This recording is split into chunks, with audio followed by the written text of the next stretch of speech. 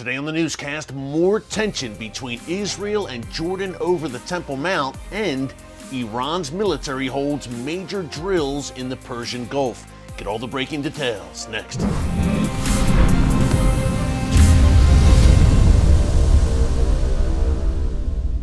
Hey folks, Erick Stakelbeck here. Welcome to the Watchman Newscast. We've been telling you over the past few months that tensions are increasing between Israel and Jordan when it comes to the Temple Mount. Just a few weeks ago, we reported here in the newscast that Jordan's King Abdullah warned Israel not to cross Jordan's, quote, red lines when it comes to the Temple Mount, which is the most coveted piece of real estate in the world. Remember, Jordan is the custodian of the Al-Aqsa Mosque atop the Temple Mount, and that's where we had another dust-up today, diplomatic dust-up between Israel and Jordan. Also, we want to get to those major new Iranian military drills. But up first, before we get into that, did you know that Israel is home to over 160,000 Holocaust survivors today?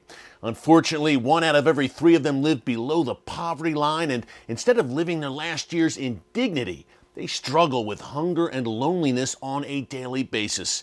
Thankfully, our good friends at Meir Panim are stepping up to help. They've set up a Holocaust Survivor Day Center in Israel. It's a place where each Holocaust survivor receives daily meals and the opportunity to socialize with friends and enjoy life. They've certainly earned it after what they've been through. And for many survivors, the Dimona Holocaust Survivor Day Center has become a second home. You see the URL there on your screen in honor of International Holocaust Remembrance Day, which is coming up on January 27th, just 10 days away. Please visit meirpanim.erickstakelbeck.com to donate to Meir Panim and help bless these Israeli Holocaust survivors. They need our support now more than ever, folks, and I can't think of a better way to fulfill the biblical mandate found in Genesis 12:3 to bless Israel than by blessing these elderly and needy Holocaust survivors. So check that out. Okay, let's get to the latest dust-up on the Temple Mount between Israel and Jordan. Today, Jordan's ambassador to Israel, Aqsa Mosque, visited the Temple Mount. And again, the Temple Mount in Jerusalem, of course, is the place where the first and second Jewish temples once stood. Solomon's temple, then the second temple.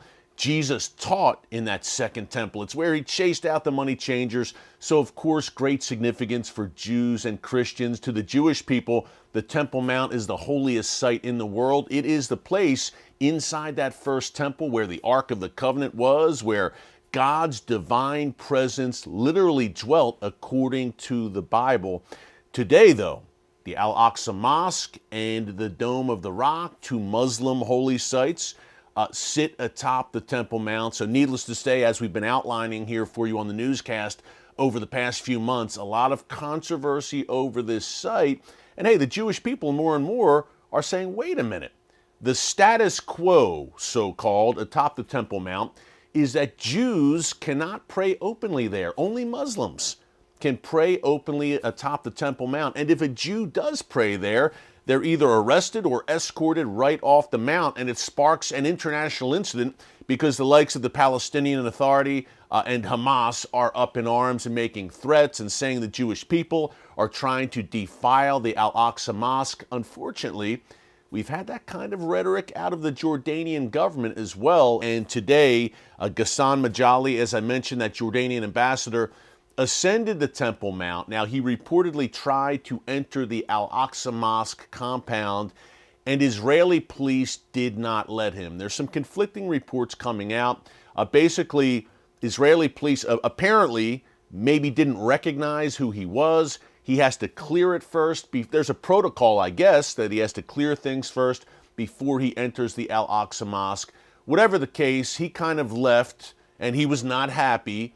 And Jordan summoned Israel's ambassador in Amman. They weren't happy about this. They complained about it. The bottom line, folks, is shortly thereafter, Ambassador Aqsa Mosque did return to the Temple Mount and was permitted to enter the Al-Aqsa Mosque. So at the end of the day, a dust-up for sure, a diplomatic dust-up, but things seem to have calmed down, but there's a larger picture here, and I just alluded to it a minute ago, where the Temple Mount increasingly, folks, and remember this and prepare for this prophetically as well, the Temple Mount more and more will be the center of the world's attention. Jerusalem in general, but the Temple Mount in particular will draw the world's attention. That's why we see more resolutions about it at the UN, denying, sadly and insanely, denying any Israeli Jewish claim to the Temple Mount. But you're going to see more of that. The prophet Zechariah talks about this,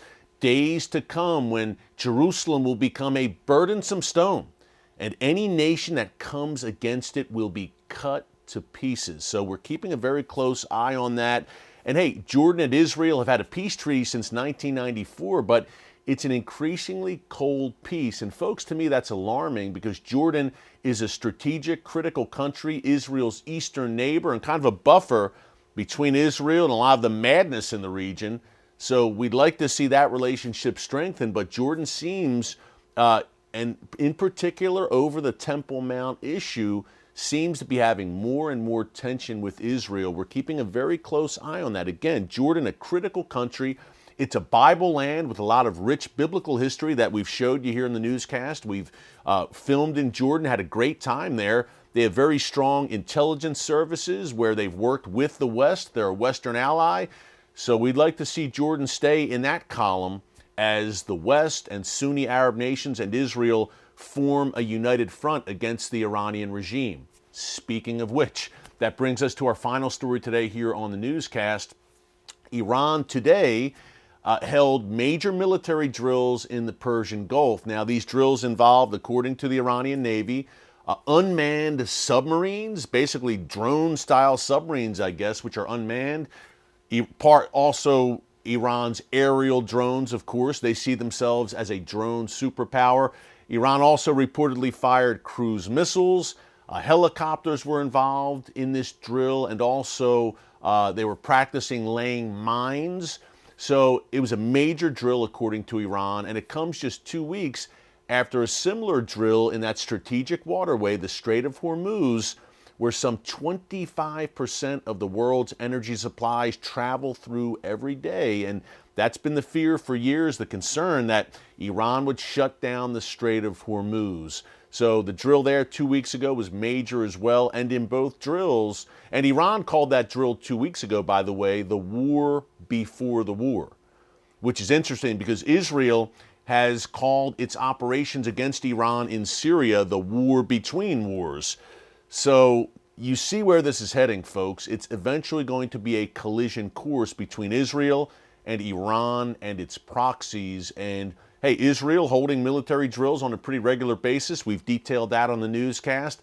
So is the Iranian regime, and they're sharing that drone technology with their proxies, that ring of fire that surrounds Israel. So needless to say, as we start to advance into 2023, the Middle East, the world's most chaotic, most strategic region, is an absolute tinderbox. By the way, one last note. We talk about Iran's Navy. We reported here in the newscast last week, and if you missed it, check it out here in our archives under newscast or under the Iran news category.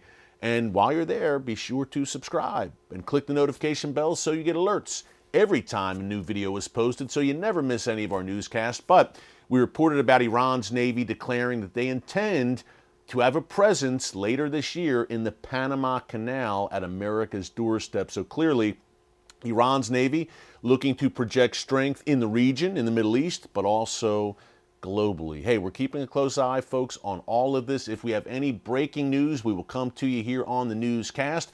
Quick note before we go, programming note, tomorrow, Watchman Newscast live stream right here on the channel between 4 and 5 p.m. Eastern Time. Join us live here on the channel. Be sure to bring your questions for our Q&A session. It's going to be good. And hey, remember, as we head into 2023, there's a lot of tension, a lot of chaos, wars and rumors of wars.